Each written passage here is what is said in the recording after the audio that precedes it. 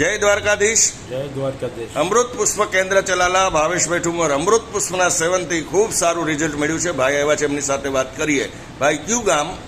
ભાવનગરથી આવું છું. તમારું આખું નામ જણાવો. મારું નામ છે વિક્રમભાઈ સત્તાનભાઈ ચૌહાણ. હવે આપ અમૃત પુષ્પ કોના માટે અને શું તકલીફ માટે લઈ ગયા હતા? મારા ઘરના ને પક્ષઘાતનો આંચકો આવી ગયેલો એટલે ટૂંકમાં પેરેલિસિસ. હા. કેટલા ટાઈમ પહેલા આવ્યો હતો? આજથી 2 વર્ષ પહેલા. અને શું પરિસ્થિતિ નિર્માણ થઈ હતી શરીરમાં? હાથ ઊંચો ન થતો. હાથ અને પગની અંદર પણ ખાલી હશે?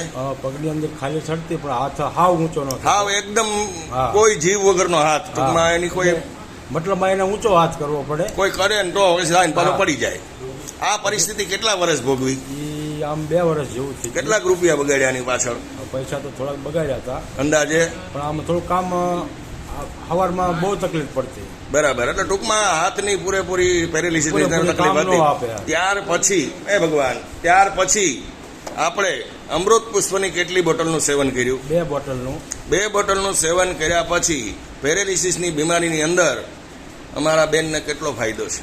અત્યારે કોઈ જાતની પણ તકલીફ નથી. અત્યારે હાથ આખો રાઉન્ડ મારી શકે, વજન ઉપાડી શકે. અરે કોઈ જાતની તકલીફ જ નહીં. તો 100% આપણને પેરેલિસિસના બીમારીમાં રિઝલ્ટ મળ્યું. હા, તો મેં કીધું 1 બોટલ કોર્સ તો શરૂ હજી રાખવો જોઈએ.